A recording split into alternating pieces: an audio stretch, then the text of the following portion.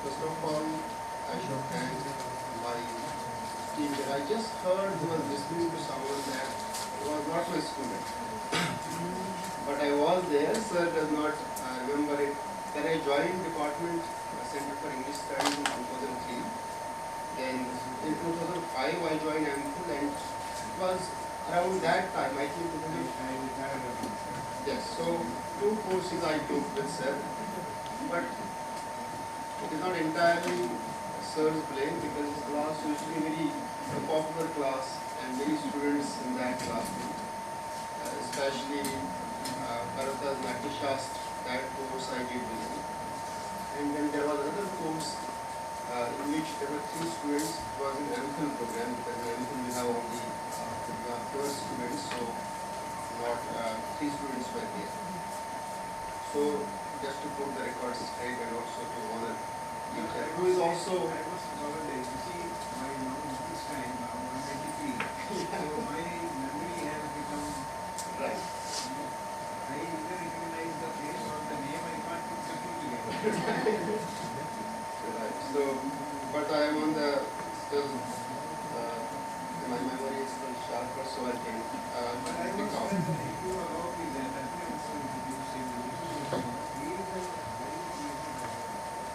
And he collected a wonderful collection of stories about the migration of sections of Kashmir community to Jammu in the 90s, written by Shamla Ratalal Sham. Ratanlal Sahani, and he translated that into English. It has been published by Pelican. Oxford University. Oxford University. They translated that, and my renewed contact with him on the base, I went for a lecture to JNU late, and he asked 2 questions. And they were so intensive questions and so intelligent questions that then I asked him to come and see me and talk. And I didn't remember that he was with me. So again, thank you. This is a good opportunity. Bhagat University reminds me of Kashmir, except that the temperature is slightly warmer. And the landscape is plain. And in Kashmir we have, after every 3-4 miles we have a mountain or a hill. So that way it's a good opportunity to come here and speak on this subject, orality and textuality. Now, before I proceed on this issue of orality and textuality, if you look at the first slide, if you can play with it. Yesterday also this issue came, and many speakers talked about oral literature. But I thought oral literature is like an oxymoron, because literature word has its own associations. Because if you go to etymology of the word literature, it comes from litera, which means letter. So letter cannot be disassociated from writing, and oral it predates writing. So I thought this combination of oral and literature is oxymoronic, and it's like a contradiction. To kind of understand the basic concepts related to orality. Because when I also started reflecting on this topic of orality and literature, first of all, some conceptual questions come. Is a text, for example, Habak Khatun, a very popular poet in Kashmir. Her text is in my hand. Is it an oral text or is it a literary text? I think Kapoor sir yesterday cleared some doubt on that when he said Mahabharata right now in your hand is an oral text. Although it may be in a textual form, in a book form, but then how do we define this orality? I think oral texts is a good way to put oral literature than oral literature. Here I am again myself getting inundated by chirographic or typographic or electronic communication, that it is almost impossible to transport ourselves into that universe of communication where people had no letters in front of them. Now, even now, for example, if I say the word oral, or if I say the word literature, there is an image that comes to my mind. what is the first image that comes to at least my mind is the spelled out letters, oral and literature. So letters come initially to India. So we have our biases when we talk about this oral tradition, oral culture, or oral languages. So these biases come because we are so submerged in our contemporary modes of thought and contemporary social structures or contemporary ways of thinking. Our forms of thought are such. So imagine going, for example, if you go to Western literature, so alphabet comes around 7th century, Greek. You know, one reason why we have often heard this in English department is that Plato was willing to throw out points from the Republic. The classical reason given is that he was trying to corrupt the morals of youth. That is one reason that was given. There may be other reasons. But then there is a different reason that has also been put forward. That reason is that the time Plato put forward Republic, at that time writing had come into being, alphabet had come. Now alphabet here refers to these letters, Greek letters had already. So writing was now in vogue, written composition. And he thought that these poets are bringing these cliches, formulas of the past. This is outmoded and this is counterproductive. We need something now, a different mode of thought, a different way of writing. That is one theory put forward. Why Plato, which we often don't hear because the thought in English departments is also kind of cast in iron. So one thing goes from one generation of teachers to next generation of teachers, and now I am in department for the last 16 years in English department. In fact, when I was in the US, even there, this line was carried forward. Plato wanted to throw poets out because of these reasons, which I had already heard the reasons. But I think his reason that there was now a transition with Plato's Republic, there was a transition from oral tradition to written tradition. Because Greek alphabet can be traced exactly around that period of classical Greek antiquity. When Republic came into being in the written form. Because he thought these poets are bringing to us those cliches, formulas, standard settings, standard themes. We need to get rid of. We need something new. So the distinction between alphabet and oral communication. Now, coming now to my own topic, which is Kashmiri poetic tradition, and what is their oral and what is their texture. We generally trace Kashmiri poetic tradition in Kashmiri language. Many people have this confusion. Is Kashmiri different language? Is it like Urdu? Many students, when I joined JU, so they thought that Urdu and Kashmiri perhaps are similar. Vastly different. Because Kashmiri language has a very long history, very old history. Nirmal Quran and Raja Taran, two classical texts. I will come to other texts also, other authors also from Kashmir. Nirmal Quran has a wider Indian imagination, but Raja Tarangi is more localized. It is more localized. Though they are not in Kashmiri, which is spoken in Dhanishwari's time, Maldan's time, or in contemporary times. But I am saying that traces of that origin of Kashmiri language go way back. It has deeper roots. Now, contemporary Kashmiri has no doubt, there are Sanskrit words. I think every third or fourth word may have a Sanskrit root. But there is Persian also. So every fourth, fifth word may have a Persian. And then there is an admixture of Turkish words, there are different Dardic words, but its nativity cannot be denied. You see, one reason that I can give, the format of an English sentence SVO. Kashmiri language has SVO format. I think one language in South which has this SVO. I hope you understand SVO, subject, verb, object. Kashmiri language has that subject, verb, object format. If you know some basic, or if you speak to some Kashmiri, you will get to know what I am saying. So just like I will go home, it is the same in Kashmiri. Subject comes first, verb comes next, and object comes next. Unlike, say, in Hindi and other languages. That is why I tell my students in classroom that you have an advantage, you can pick it up quickly compared to other students because the format is same.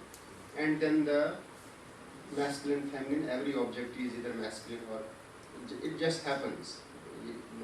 It comes to your mind, Noam Chomsky, that it is something internal. So every object is either masculine or it is feminine in that language. But the fountainheads of modern Kashmiri poetry, we trace it back to these two people, one female, one male, Laleshwari.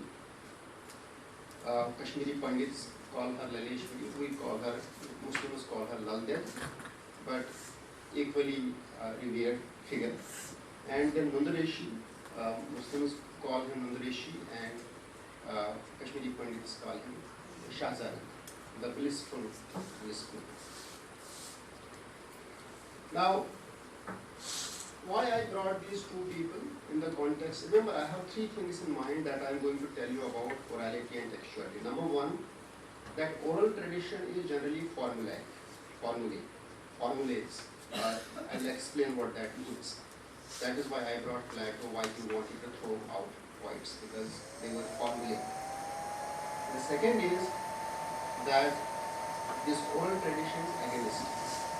Agonistic refers to some context, either a verbal combat, intellectual combat. So agonistic, because remember the word protagonist, it comes from agon. Agon means context. That without some kind of context, you generally don't have literature, especially Western literature, some context, some conflict. So going back to Homer's times and then onwards, Shakespeare, modern. So some context is there. So oral tradition has that agonistic element. So if you have, even today, if you have a written text which contains those elements, we can say that yes, elements of oral tradition are there in this text. You see, first of all, we have to be clear about what we mean by this oral. What are the yardsticks? What are some of the conditions that have to be met in order to be an oral text? The third one that I will talk about is the fusion that this oral tradition contains. Amalgamation, hybridity, or which Walter G. calls empathetic element, that association with community. Because present is more important in oral universe of communication than past. Why present? Because immediate references. You need direct, immediate references to things and to ideas. So, I was translating this book by Abdulhad Azad, Kashmiri Zaman Shai. It's a very foundational Kashmiri literary text. And Azad, he died young, and he was, I think, in his 40s when he passed away. And this book was on his pillow in the hospital. He had some issue which today is resolved easily, but that time there was no cure. He passed away in his 40s. And the formula that he was trying to create in a new way, because as Alexander Pope said, what a poet has to do, what oft was thought but never so well expressed. So it was oft thought. This thought was already there. Now your challenge is how well you express that. So Homer then expressed those old formulas in a for example, formulae, what do I mean again formulae? So there is a particular gathering, a council meeting. There was already a set of things that was said on that occasion. So he had to just adjust. This brings me also to T.S. Eliot's tradition and the individual talent. T.S. Eliot says that there is nothing strikingly original. What is done is a reordering of monuments, classical monuments. So you have some classical writers, classical thinkers. You are only reordering those monuments. The poet is only a catalyst who brings about that rearrangement of different ideas. So Homer had the same thing. So that denial of Homer's composition was rejected by this idea of the formula, that there was an oral tradition containing formulaic expression. It has formula.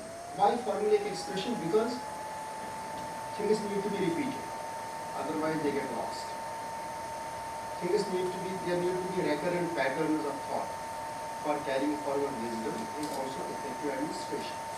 It needs to be repeated. That is why, when I began to read Bharata Natya Shastra, I was sometimes feeling bored, which was often the immediate reaction of many students. Why? There was this copiousness in the text, redundancy.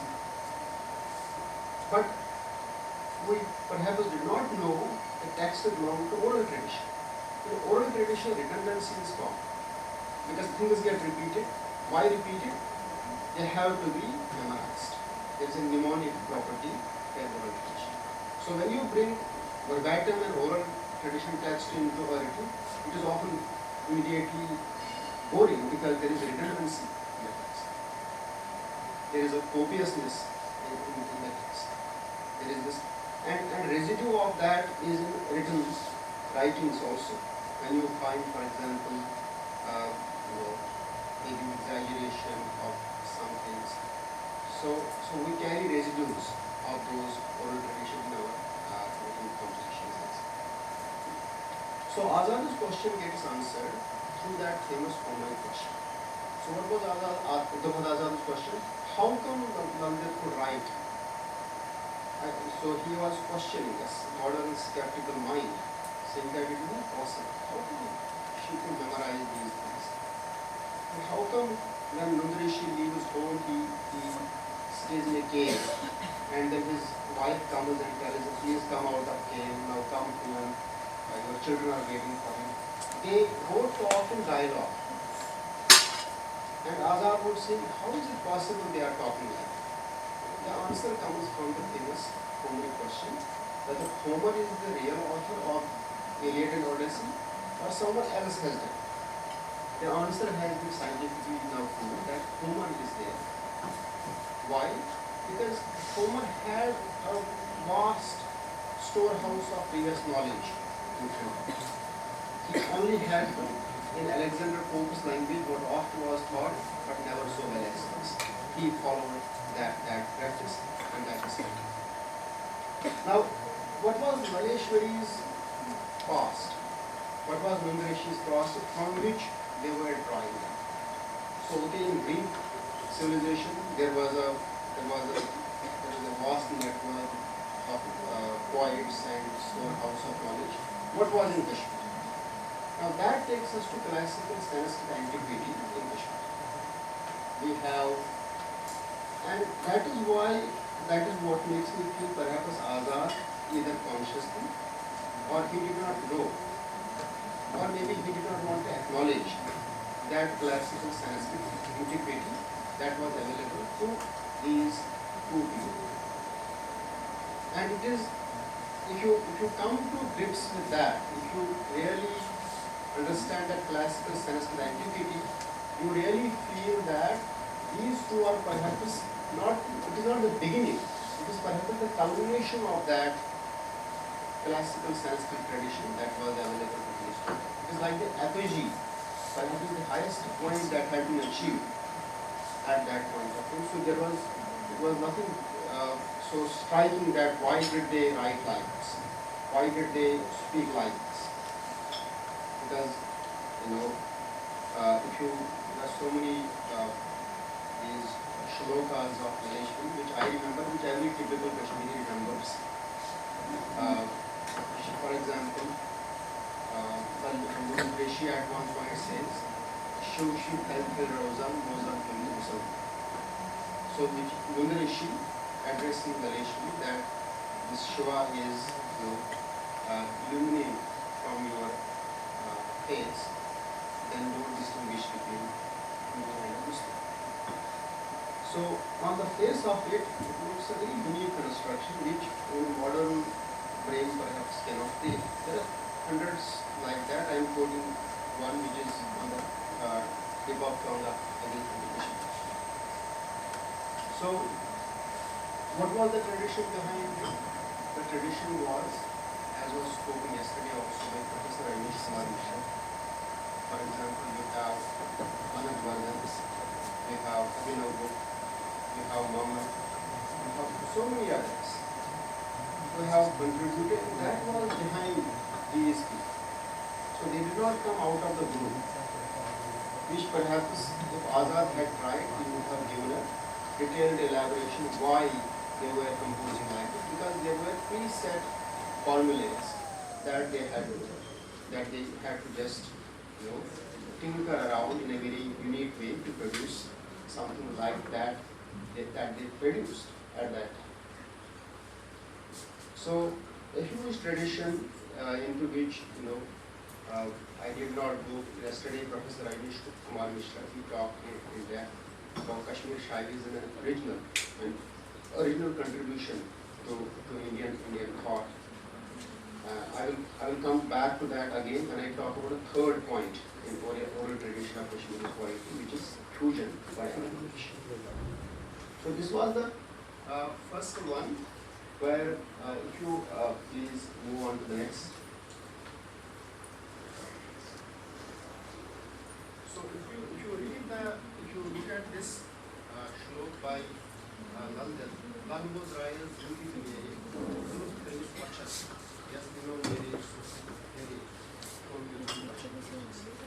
I Lalla wandered far and near after having walked my desiring self.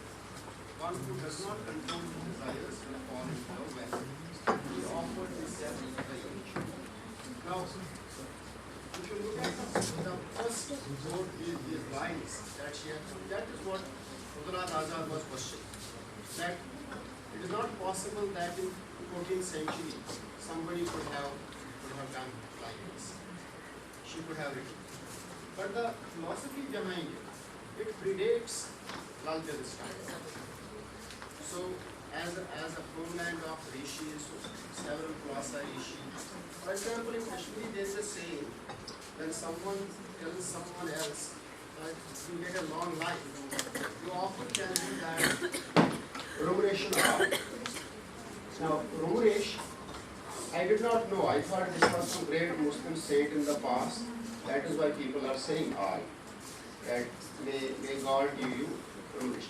Then I asked one folklore scholar, he's a very old man in his 80s. I asked him, who is this Rumesh?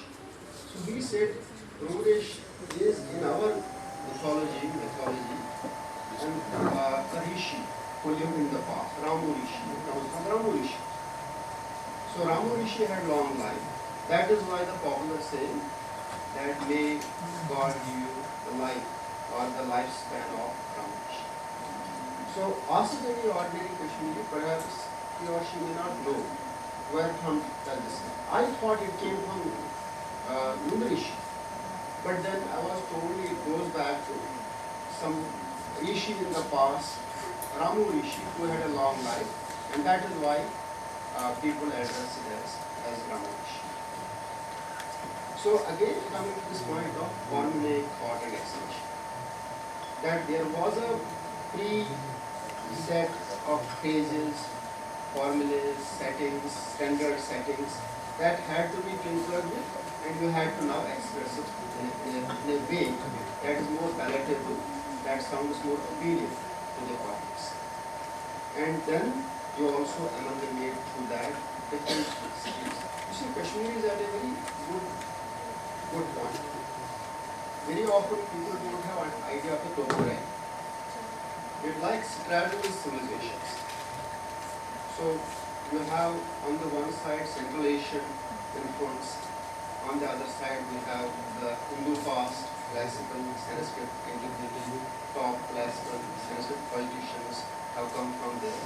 So it straddles that, and the fourth Buddhist council was also at the Kanishka style. So this is the convergence point. So it offers a unique perspective on for a person who is known to his own past, who knows about, conscious about his roots. It provides him with that vantage point to look at different civilizations and the impact and the different strands that have come into giving a particular formation to thought and expression. Because look at food, Central Asian influence, look at literature, a lot of Sanskrit influence. So different strands have come into the making of the modern Kashmiri mind or in language. Thank you. So then please next one, sir. Now here is Mukherjee. Now Mukherjee had this, he is considered to be kind of the flag bearer who started this Rishi movement. Now again, question is sometimes raised, Sufi, Rishi, and so Rishiism can be traced back in antiquity in Kashmir, and Sufistic thought has an impression, a deeper impression of the scriptural Islamic impact. Now here he is talking to his mother when he leaves home and he stays in a cave for 13-14 years. And Nunda am kena dabai natai, nunda anchum jalan prono, nunda daptam kya boy kenai, nunda yuntrao travel. What a beautiful. Now even today nunda born is the beautiful one in Kashmiri language. Nunda born. Somebody is like a nunda born. So a beautiful person, a beautiful human being. Oh, the beautiful one, I will not ask you to do any work. Come back home, people are taunting me, tell me how I made you cross. Why have you stopped coming to me? Now, by the way, this is my translation, that is why it sounds so unformulated. So, I have translated the second volume of Kashmiri Zuban and Shairi. The Cultural Academy had commissioned that, although they are yet to pay, but translation. That reminds me of Samuel Johnson. You know, yesterday somebody was asking this question that why did he write it? I think Samuel Johnson had this classical answer why he said that no one ever but a blockhead wrote except for money. So if you are a blockhead, you did not write for money. So that is generally, if you go away from the sophisticated, refined answers, that is perhaps, although, and translator's job is even worse because unlike some other writings, you cannot give even one paragraph to someone else to translate. Because I tried that once. To one of my scholars, I gave one paragraph to translate because I thought let him help me. So once he brought the translation back, it was not magic. Because the way I had translated, anybody could pick it up. That someone else has done this part. So that was the time I stopped. So in those 5 lines, I then had to retranslate. So why this is unformulated? Because translation, as someone has said, is the reverse side of the carpet. So this is an example of that. But the point that runs through my first part is that oral tradition is formulae. That formulas have to be tinkered with to give a new thought. And that addresses Abdullah Azad's question, that addresses the famous Homeric question. Whether Homer was, yes he was. It was easy for him because there was a previous to him a long tradition of poets, oral tradition, and he just had to readjust, reorient, he just had to reorder that thought in order to produce something strikingly original. So then Sheikh replies, Moish Bunay Gary John Yamai, Nagon Khadai Nathaulani, Moish Tarjinai Bat John Kamai, in the Savan. Mother, I will not come to your home. God has written the same in my destiny. Mother, I will not eat from your plate. My deep interior has become pure. Now, why there is a continuity with an older tradition here? Because this is not the standard, if I may dare say that, though I am not an expert in Islamic scholarship, whatever I have got from few texts here and there and what I have interiorized from the popular culture, which often may not be right. This is not a standard Islamic practice where you hide from society. It is enjoined upon a Muslim to live among people. For spirituality, you have to live, be with people, be in community. But here he was Nundarishi in a cave for 13-14 years. So this connecting him with the past, the Rishism that was prevalent. Even today, if you go to Kashmir, there are several mountains where there are these caves where these saints and Rishis have lived. So this Nundarishi had then 4 main disciples who went to different parts of Kashmir and then spread this Sufistic or Rishistic thought. So they are still those caves. In my neighborhood, there is this famous Zainuddin shrine on a mountain in a hill, where people go and official canonical Islam may consider it to be not good, but people go there of multiple faiths. So they had a previous tradition from which they were taught. Next. So he would ask this question, how come ordinary conversation?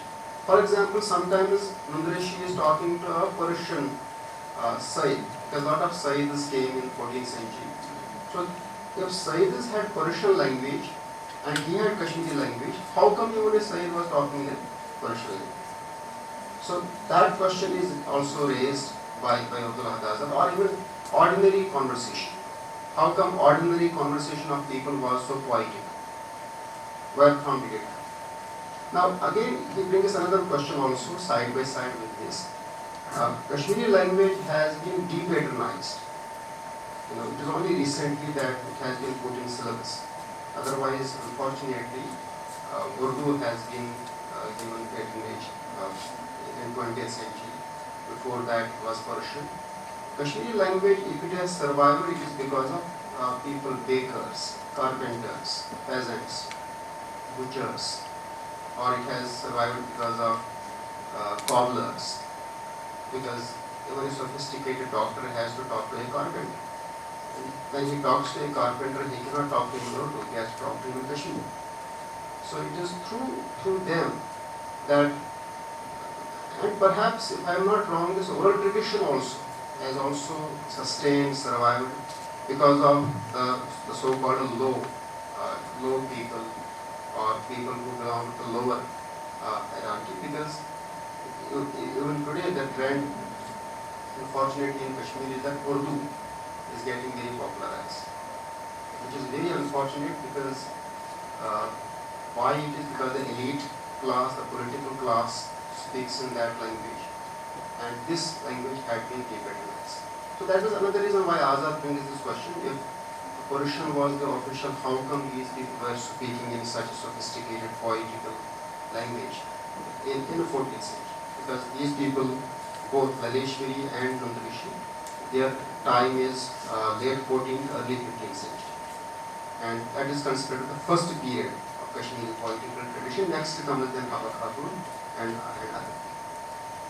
Alright, next please.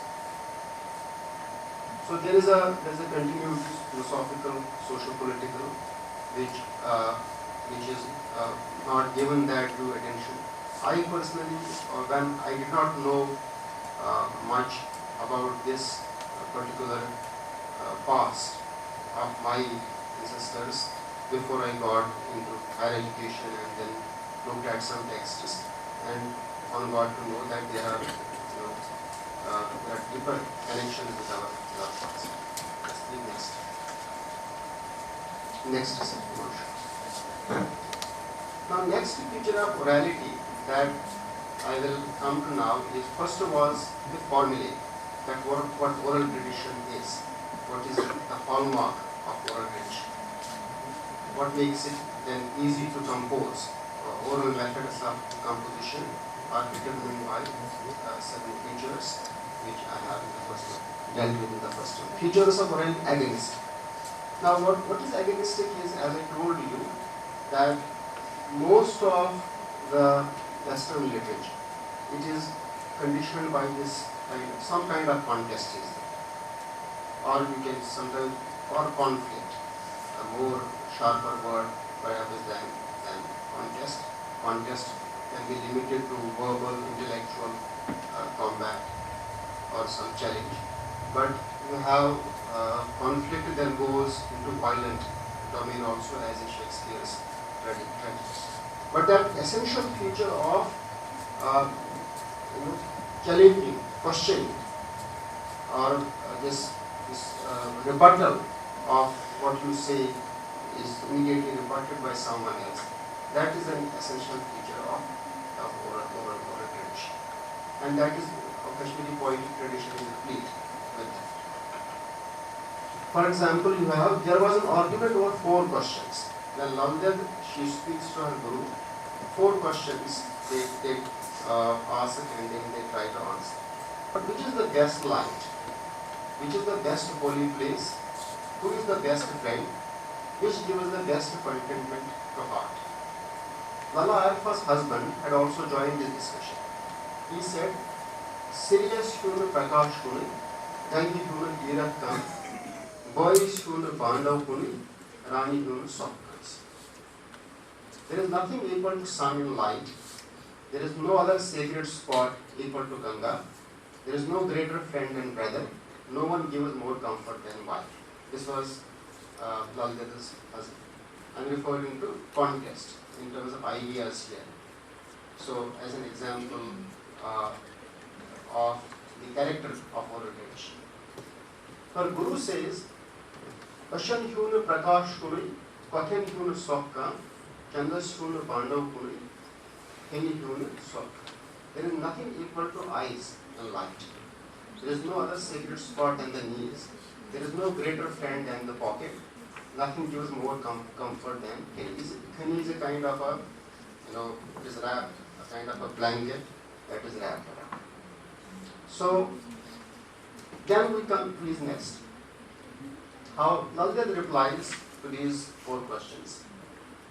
Meli Hune Prakash Kuni, Pais Hune Girakka, Dais Hune Bandav Kuni, Bois Hune Sokka. There is no light equal to that of knowledge or gnosis. There is no greater fear than the pursuit of truth.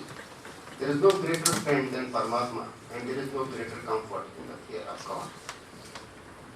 Now here again, you see, you find some traces of that Islamic thought also come, because an essential feature of a good Muslim is that taqwa. Taqwa is an Arabic word which means fear of God. So if you fear referring to, and by the way, some people have rightly said that if you read Old Testament, there is a very angry God out there. That you get, in fact, Salman Rushdie says that Quran can be divided into 3 parts. There is a juridical legal part, and then there is this moral advice part, and third part is this where you find this angry person out there telling you to do certain things. So you have this contest going on, and then a resolution also happening. Now you see there is oral tradition carrying advice also, and these had to be repeated because wisdom had to be carried forward. And what better way to carry forward wisdom through other than these catchy, musical, metrical, formulae lines. So I think the first thing that one has to perhaps really get to the bottom of this oral tradition is to imagine for a while that there are no written words around. There is no electronic communication around. And it will take a great effort to actually train your mind to find, to realize, not find, what it means to live in that oral oral noetic universe. What does it mean to live? Yes, please, next one. On another, now there is again a context. Now this is a common feature of both Ganeshwari, where Nundarishi questions a mullah or a priestly class, and here we have Ganeshwari also arguing with a guru or some pandit. Laz khasi shvit navrai, transan khari ahar, yikam bhupdesh kori khavata, ad season vasas, swat season ka ahar. He guards your modesty and protects you from cold. The poor one feeds on grass and water. Stupid pandit who has nothing to do to sacrifice a living sheep on a lifeless stone. Now, this is that contest that I am talking about, agonistic element in the oral tradition, where she is directly questioning some authority, and there may be a response also. In fact, at another point, she would then listen to her guru. Where there is a story about Nalda that she used to go bare body. Whether that is true or false, but in popular folklore that is often said that she used to. Now, in response to that, she has also written this work wherein she says the Guru has told me that from without, now you go with it. So these external apparels, external garments, they are not so important for me. So while there is contest, then there are certainly some walks where you find there is a obedience to authority also. Next please. Now, Sarfas Zelzil Astas Khandas, Sehas Zelzil Kurmastam, Indaras Zelzil Varias Khandas, Lanis Zelzil Kashmastam. Remain a yard away from the snake and a couple of miles from the lion, for a year away from the religious person, but not for a wing from the destiny. So the same spirit as you find. So there are many Rishis, the shruks, we call them shruks. These are his whole life. So where he directly hits at this priestly class, that what they are telling people, you should not go by them. So there are dialogues with mother.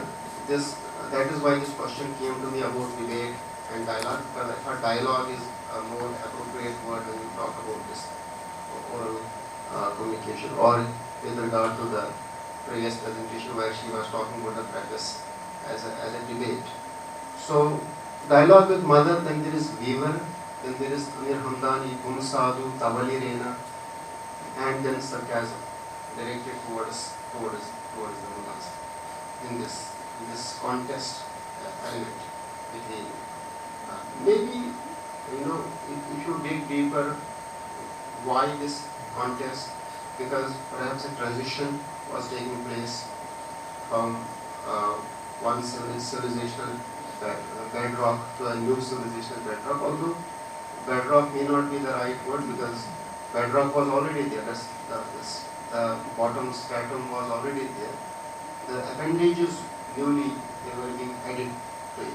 So it was perhaps the transition to the addition of those appendages, hence perhaps this intense contestation. Why intense? Because as a native speaker, I can feel the bite and the edge of these lines that are uttered by Kundrashi and Ganesh. Yes, yes. So there are other, I will not touch in detail parataxis or parallelism, which are again features of oral tradition. For example, parallelism, I hope you all know parallelism, easy come, easy go is an example of parallelism.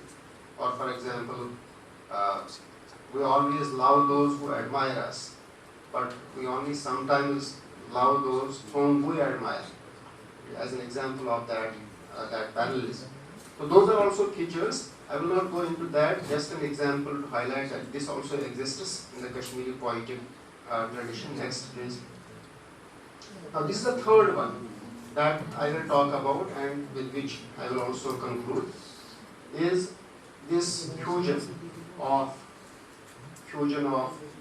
different cultural strands in Kashmiri oral poetry tradition.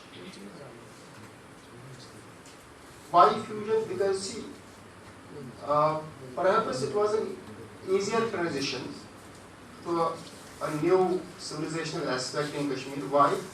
Because if you look at Kashmir Shaivism, how Vasugupta got those Shiv Sutras, if you look at the story, it almost looks like the story of Moses getting the 10 Commandments, those tablets. It's almost like that. They talk, there's a Shankar Pal, the rock of Shankar. The story goes, the rock of Shankar, and Vasugupta went there. And those Shiv Sutras were inscribed on the rock. And then this deep, some monotheistic content that made it perhaps easier to ride on to another bandwagon around 11th, 12th century. Perhaps that was the reason. And perhaps that is the reason there is this strong fusion element, fusion, amalgamation, hybrid character of this oral poetic tradition in Kashmir. And Chitralekha Zuchi in her book she talks about fluidity of religious boundaries and a syncretic culture as a strong element in this poetic tradition, in this Kashmiri literary and non-literary tradition. Patrick Colum Bhagat has written a very famous essay on the first part of Midnight Children, and where he talks about the everyday border crossing that takes place. I think a very remarkable essay where he says that people have often discussed Midnight Children as a national allegory, but then and other ways also. But the first part of this Midnight Children is often ignored, where he says something interesting, that perhaps an alternative form of nationalism. He provides an answer to that in the first part of Midnight Children, where you have a character, for example, Tai. Tai is a mystical character. His name is Tai. We don't know. Perhaps Tai is Tai, tying different strands and tying different intellectual schools, tying different civilizational attributes. And he ultimately dies on the border. In Midnight Children, he dies on the border. He's screaming that, don't do this. He's telling some military on both sides, don't do it. So he dies. He's mystical. His name is unknown and his ancestry is unknown, and he speaks almost like that character in A Passage to India, that what is his name, that Panjab character in that he's almost like Godbole, where the English characters are trying to understand him, but they can't fathom what he is saying. He is so deep. So same is the situation with Tai also in Midnight Children. And Patrick Colum Bhagat, one conclusive comment that he makes is that everyday border crossing characterizes life on ground in Kashmir. Because the first part is about Adam Aziz.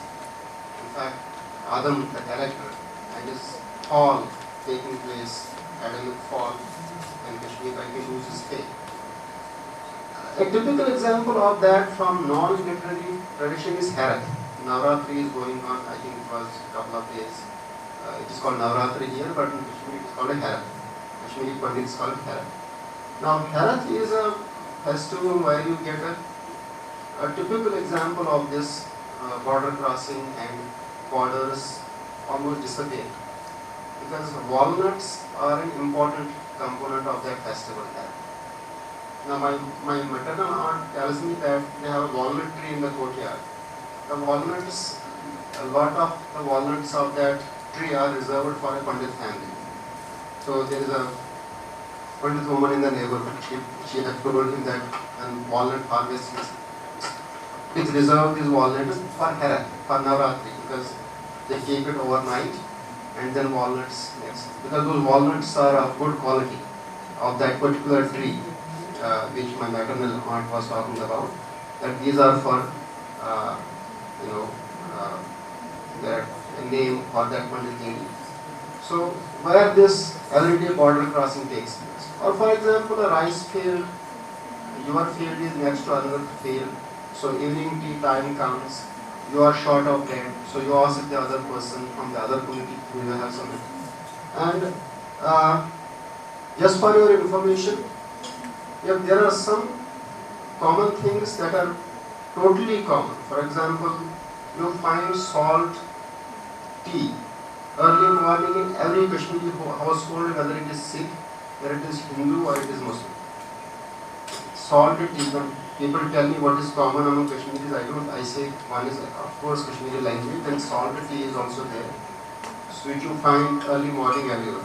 Pink salt tea, and that you find that is the kind of everyday border crossing that you have. Now all of this the English tradition, there are residues of that. If you look at Aga Shai, there is Lennox Hill, that poem, where he brings elements, although it's a very haunting poem about the death of his mother due to cancer in a Amherst, Massachusetts hospital. But here he brings Buddhist and Hindu. He says how his mother used to crown him like a Krishna in childhood at her home in Srinagar.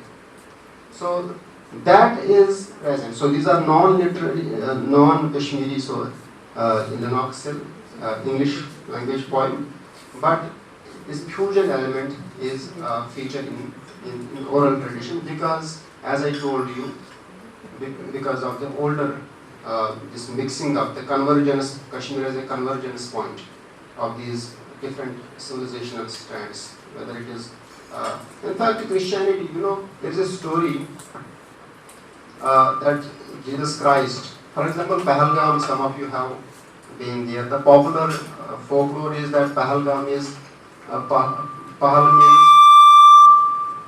means in Kashmiri shepherd's village. So there is a story, how far it is correct, that Jesus Christ, when he was about to be crucified, then he came to Kashmir and via Pahalgam, because next to Pahalgam is another place called Mukam, Isa Mukam, that the stationing place of Christ. So there are these stories. So that brings the Christian element also into this mixing up, this hybrid space that has been perhaps created. Next, please. Now some examples of this mixing up in oral tradition. Habibullah Nausheri is a 16th century poet. Amide surmate sanyasi zuri dil timyon udasi nyo. Jatichas gamte hati shahmaro tekshu shoban chandra mataro. Akshis poshki ta amrit khasi zuri dil timyon udasi. That ash smeared ascetic there, he stole my despondent heart. The Ganga in his locks, cobra in his neck, brow decked with the crescent moon and star. In his hands are held bowls of flower and nectar. Now, a Muslim poet here mixing up images. And the interesting part is that being in metrical, they are also put to music. So that way, they are on radio, available on radio, they are available on, available at gatherings where people listen to the musical form of these lines without mind. Now, another thing that you often notice is, often the Judeo-Hebraic tradition, including Islam, is sometimes seen, although it's a very big generalization, but there is a touch of truth also, humorless. But at the popular level, there is a lot of humor and satire and sarcasm at these iconic figures, the iconography of these religions. But somehow, as you go up, that is muffled, that is totally taken out, and you come into this really serious form where you feel there is not even a thin way of popular level wherever you find this sarcasm, you find this wit, you find humor, and you find sometimes criticism, which somehow disappears as you go up. So jokes about figures, authority figures in the tradition. Now you will not find perhaps a discussion about this, because this may sound going against, but that is how these popular poets. And by the way, have you noticed that most of these Sufi poets have short names, unlike the kings, which had very long names. So you have like Farid, or you have in Kashmir you have, and they did not mind attributing the skill with which they were associated in practical life. So there is one Sufi poet called Wahab Khar. Khar means the blacksmith. So he was proud of associating very short names. So, or you have Swach Kral. Swach is the name, Kral is the potter. Mahmood Gami, Mahmood the villager. So they were very proud and very not hiding what they are doing in practical life. Unlike, say, Jalaluddin Muhammad Akbar. So, or you can say longish, even Aurangzeb was longish, or even those when they were addressed. That is perhaps the reason they often refuse to meet. We have a story about, I think, in Delhi, Sufi point, he saw many kings, but he never met any one of them. That is also true of some of these, that there are many kingships came on top, but they refused to go anywhere else. So, indicative of that is the short names of most Sufi poets, very short, and the longish names as you go higher, and the honorary titles that are associated with that which they happily discarded easily. Next, please. There is Ahmad Patwari, Yindrazun Darbar Khanpur Kalan Paristano, Soaz Mansur Gazan, Kam Mejiso was the award. The fairyland resonates with the song and dance in the court of Indra. The mesmerizing poetry of Mansur resounds all around. As I listen entranced, my ecstasy knew no bounds. So Indra then blended with Mansur. So you can see that fusion element taking place. By the way, if Mansur said Anal Haq, in Kashmiri Sufi poetry it is Sohamsu. Anal Haq, that I am God, and Sohamsu, I am that, which is almost equivalent. Though he was perhaps that masquerading just to kind of hide a little bit that direct reference, just like Anal Haq by Mansur, he was very directly saying, I am God. While as the story about Mansur proves that when he was beheaded by the king, as the head was rolling down, the head was also saying Anal Haq. Whether it is true, but again mocking that authority. So fusion, amalgamation, hybridity as an element, characteristic of the oral poetic tradition. Next, please. Ahmad Zargar, I think with which I perhaps conclude. Harmok yes mok hai del aramu. Kar tasnish donch kufro ista. From divinity, again my translation, quite metrical.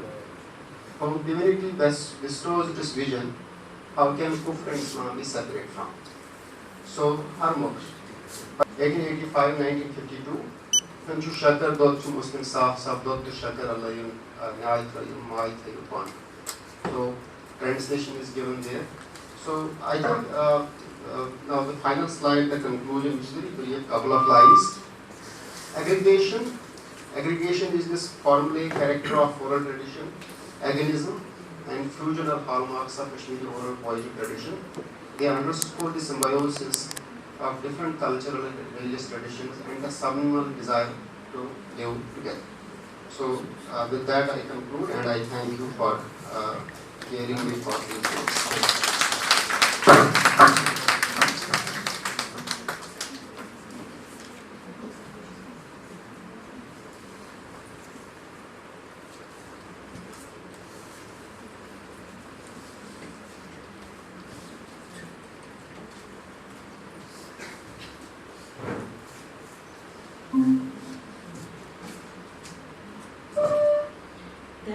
Kashmiri भाषा के इतने रूहानी साहित्य है वह उसकी संस्कृति से हमें रूबरू करवाने के लिए। Now house is open for discussion. Professor Iqbal Bhatt ji के इस वक्तव्य से संबंधित प्रश्न पूछने के लिए आप सब आमंत्रित हैं।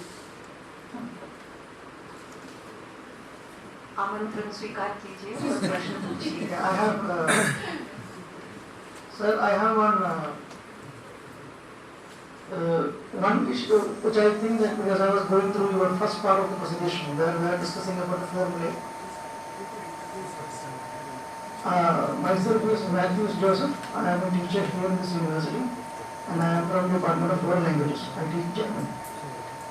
So, the first part of the formulae, we are speaking about this 3-section formulae.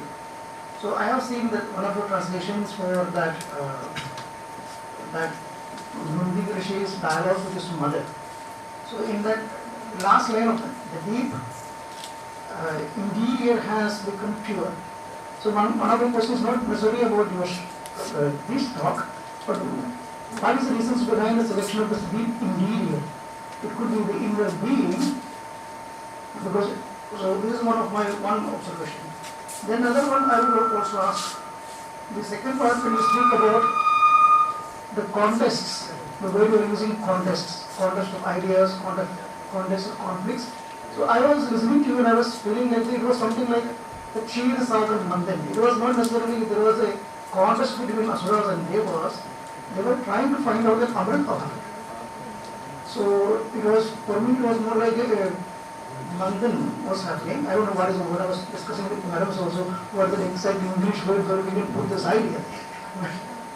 So, and again, one more point also I would like to add is regarding your final statements that Abrahamic traditions and the Sanatana traditions, where Abrahamic traditions of religions, they cannot accept fully that Aham Brahmasmi and Tattvamasi, because the difference between the creature and the creator and the creature has to be even there, even till the last moments. So that therefore even the complete dissolution of the ego will not be fully accepted till the last moment. But in Sanatana Dharma and other Indian traditions, there will become Samadhi, where you become a part of completely the Brahman, or the Brahman becomes part of you, is totally acceptable. Thank you.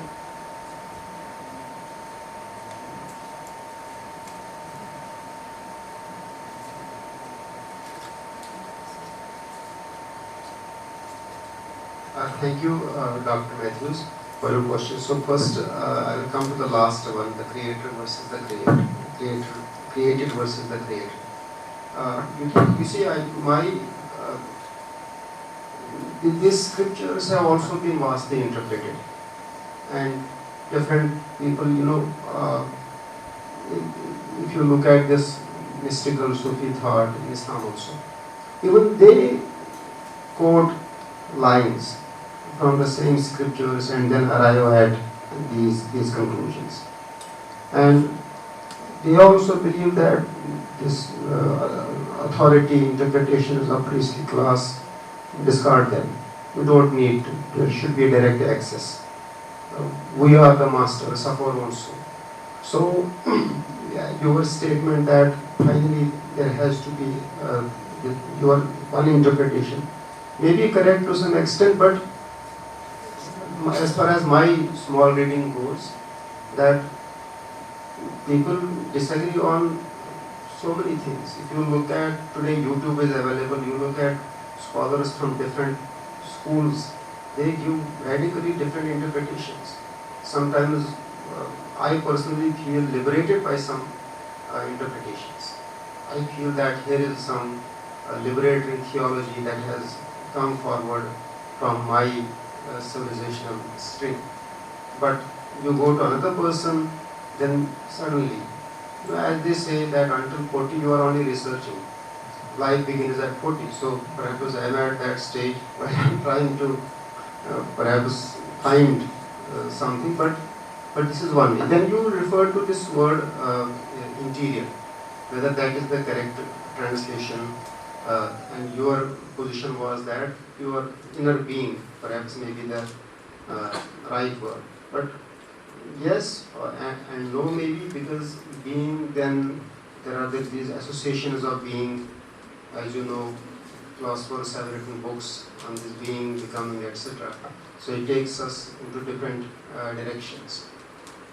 But ultimately, translation is not a viable substitute for the original.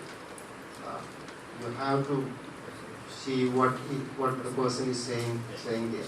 And ultimately, it is all a matter of feeling. What is the actual, as yesterday Sonal Mansingh, she was saying that it is the rasa there. That what you deduce from your inside from it. All words are then off. It is the feeling. What kind of feeling? As Sir was also saying in that Wordsworth poem, unless you feel transformed by the feeling, summaries, characters, plots, themes, they are for examination. But your real examination is whether you feel some transformative experience when you are reading a piece of literature, or whether it is that poem that you just mentioned. Then referring to contest, yes, you are right. So it may be a contest where the ontological point, the objective of contest is to reach at some ontological point. So taking context to a deeper level. So level is a contest. So one contest is the contest about where we are headed, where is the final goal, or is the contest about dislodging priestly authority? Is the contest about that? So we have to look at the contest, and ultimately the readers, they are free to judge and analyze what kind of contest is going on and what kind of context is useful for me in this. But absolutely right, this is not the physical contest, although in Western literature we have tragedies where contest is taken to a higher level. But there is at the end of Macbeth, you have a stage littered with dead bodies. So that takes contest to a higher level. Thank you. Anyone else? I'm Anuradha. I teach at a degree college in Rewari, Haryana. Thank you, sir, for taking us to the journey from orality to textuality. Just a little curiosity, when you talked about the oral residues, which can be found in the textuality, could you please give us some more examples of that, so that we may be able to understand it better? The road to hell is paved with good intentions. Shakespeare's, this comes from Bible, and then Bible drew it from the prefabricated earlier sources. So all these quotable, most catchy quotable lines from Shakespeare are from Bible. So our proverbs in your own language, they date back to old times. They are not, samandar ko kooje mein band kar. So it sums up so many things. So these are those formulas, and then people would superimpose something on them. What was the need of that? Textual, our literate word. But these proverbs carrying that wit and authority, they come from the older times. So you have elements in every mother language here. You sit with your grandmother, you will hear after every fourth sentence she says something which you want to understand what she said, but she has said something bigger, which has perhaps percolated from that older history. I hope that answers, or did you understand what I am saying? Oral residue is meaning there is a residue at the, so you have a cup of tea, at the bottom something remains, which remains of the tea that is right now. You fill it with another water, but there will be a residue at the bottom of the tea which just I had. Yeah, I understand that. So actually, I just wanted some concrete example for my understanding. It's actually not a question, just I wanted to know. That's all. Thank you. Okay, the way I could put it, I get it. Sir can, or someone else can.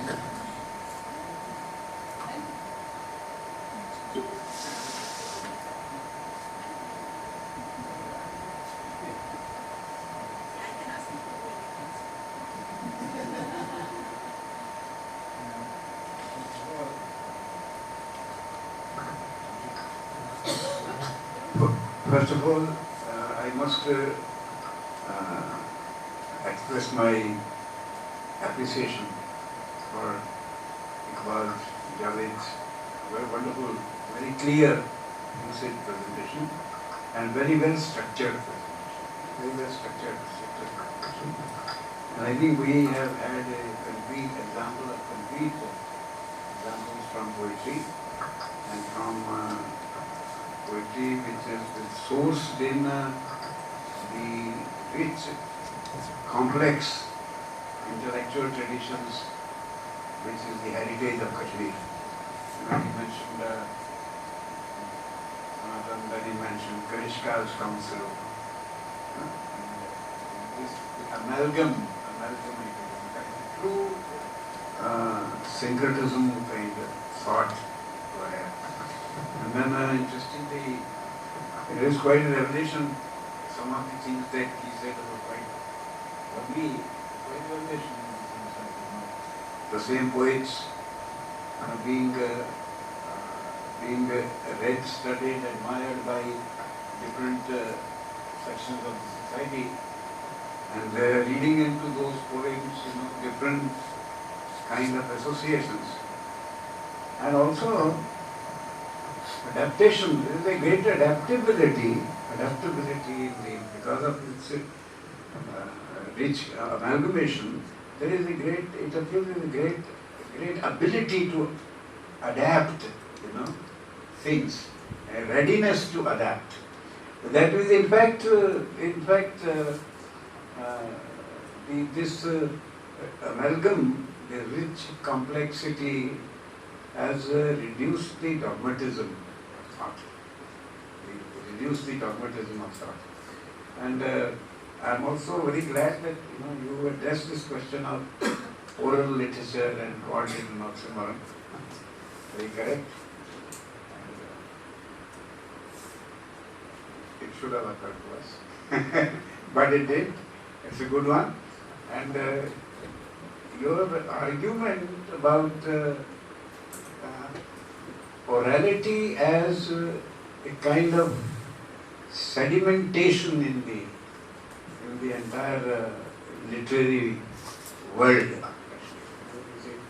Because the traditions that persist, that survive, and the ideas that survive, the poets who are revered, who were great poets, who were revered, and then how their traces, their traces continue to be present. And therefore you can read orality into what may be today's literary text. It's a literary text, but then there is a substantial orality in the form of traces and all that. I think I'm only summarizing what he has said. I'm not saying anything new. I'm putting, rewording what he has said, just to express my appreciation for Javed's very clear mind. Thank you very much.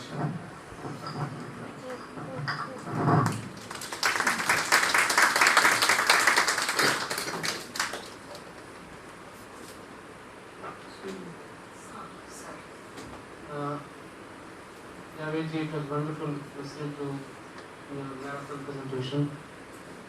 Very comprehensive and good.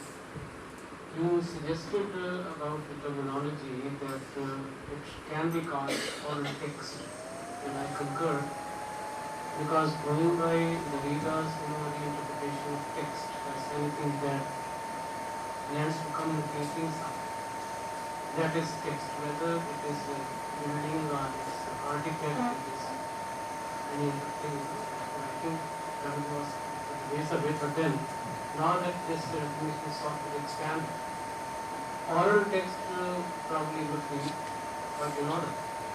That's my thinking.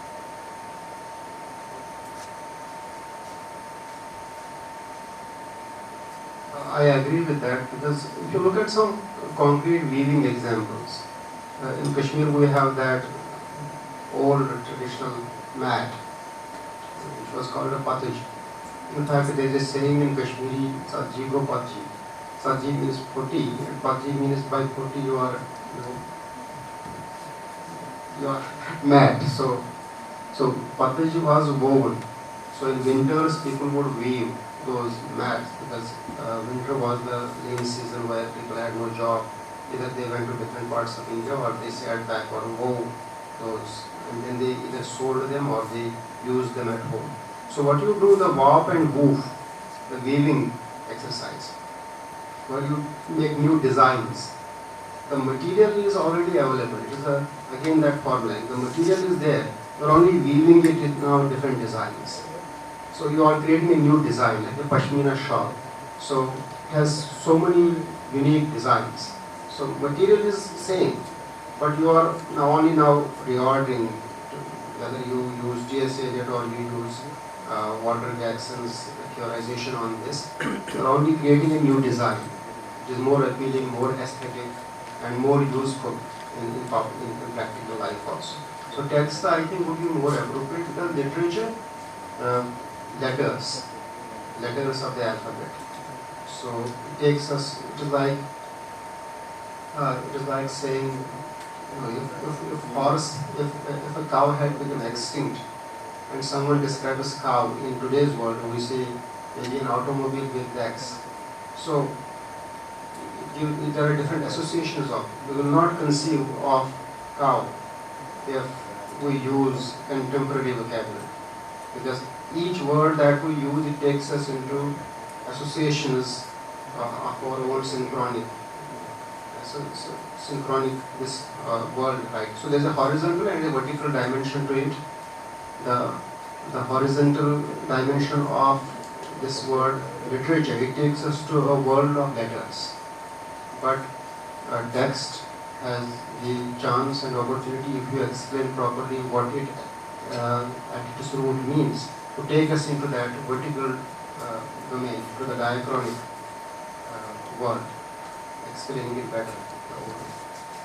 It is a leap of faith to actually try to understand oral tradition, because it is taking yourself out, getting rid of your location for temporal location for some time, and going back into that world.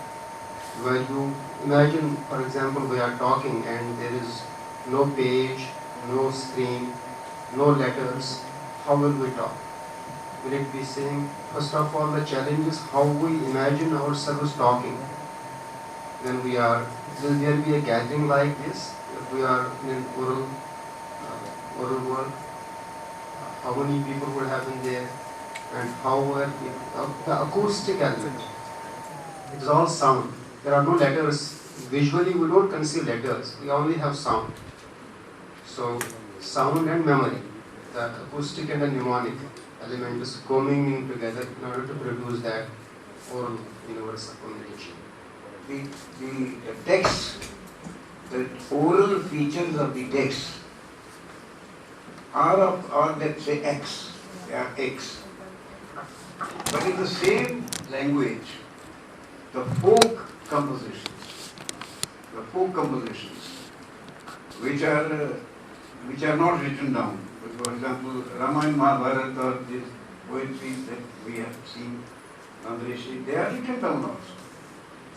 But then folk compositions that are not written down, and which are in fact living texts, in the sense that they are being sung and narrated, maybe in the village festivals, or the bards, who move around from one place to the other. So those oral texts have different parameters, different qualities. See, for example, there in the northeast, before the northeastern Khasi, Jaintia, and other languages got written down, they started writing it down, their compositions were purely oral. And the themes were mostly common to India. See, the marriage, death, but then professions, hunting, for example, in the northeast, hunting. And those compositions, they were anonymous, anonymous, and they were open-ended. Every retelling changed the text. Either expanded it or something. And there were also, for example, texts which were meant for restricted audience. For example, in Punjab also, at the time of marriages, there were certain songs which only the girls sang and only the girls were allowed to be listened to. Men were not allowed to be there. And in the same way in the Northeast also, there were compositions which were made by women and they were meant for women. So you can make two distinctions. One, the orality in a literary tradition. Then orality of the folk compositions. Folk compositions of languages which have a script and of languages which do not have a script. So I think these three kinds of texts that we have will be a kind of study which will bring out the different preferences and these. And there are so many, there are 12 features.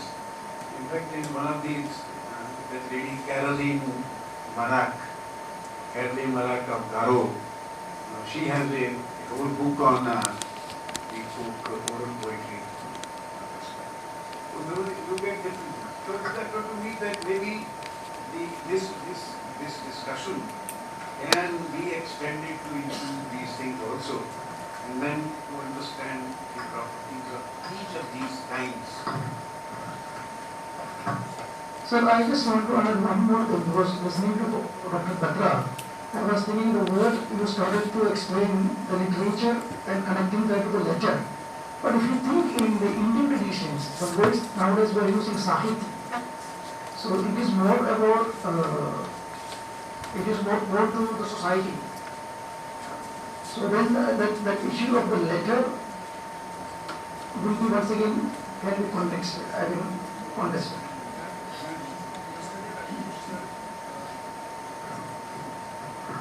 Yesterday, Rajnish sir was talking about Sahitya. That is the different empathetic element. I am talking about association. So if I say, the word mic, immediately associated with mic, electricity, wires, etc., they come to mind. So there is a set of associations and immediate associations and distant associations that immediately come to mind when you use a particular word. So I won't go to Derrida, he has also said something about it, but I think that should.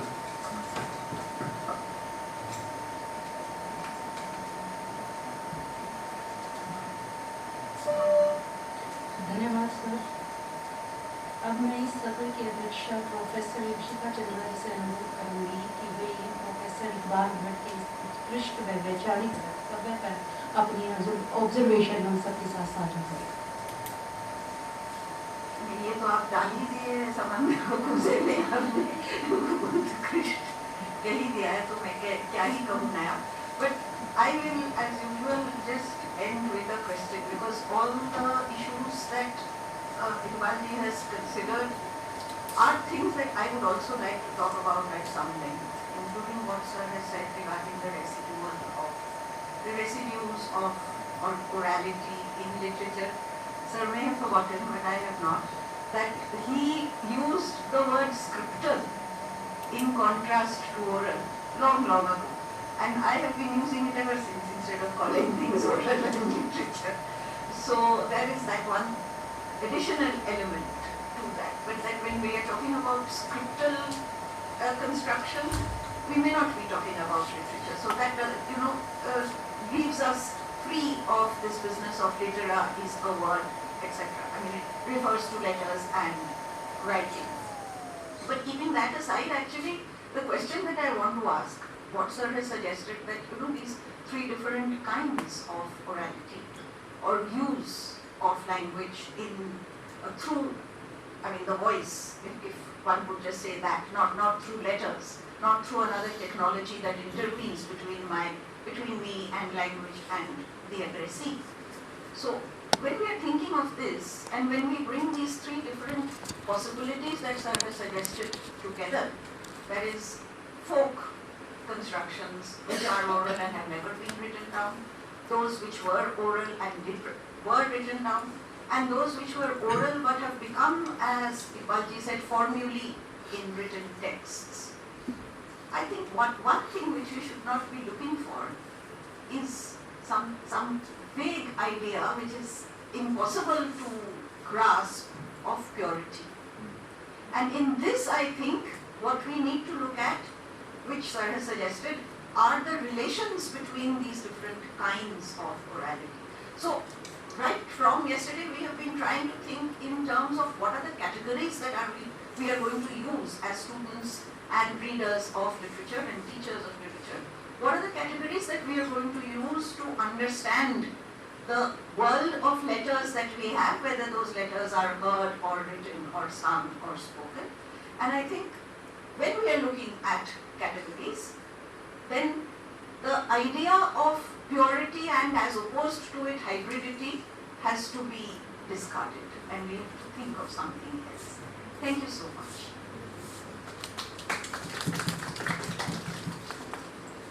धन्यवाद ma'am, इतनी गहन व्यवस्थित observation हम सबके साथ साझा करने के लिए। अब मैं कपूर सर से अनुरोध करती हूँ कि वे हमारे इस सत्र की अध्यक्षा प्रोफेसर इप्शिता जी को अंगवस्त्र देकर उन्हें सम्मानित करें।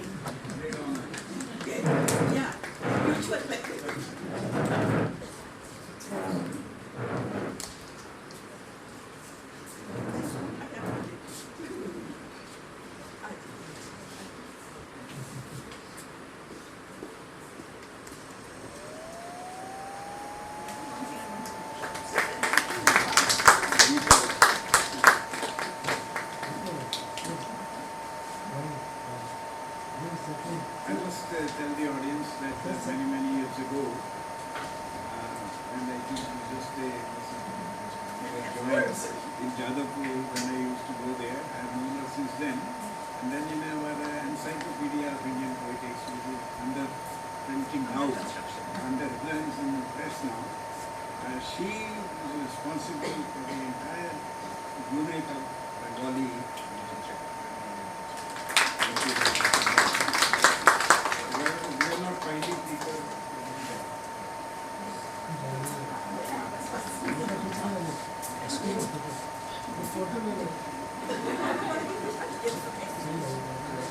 धन्यवाद सर। अब मैं सुप्रीति मोर को अगले स्तर के लिए आमंत्रित करती हूँ।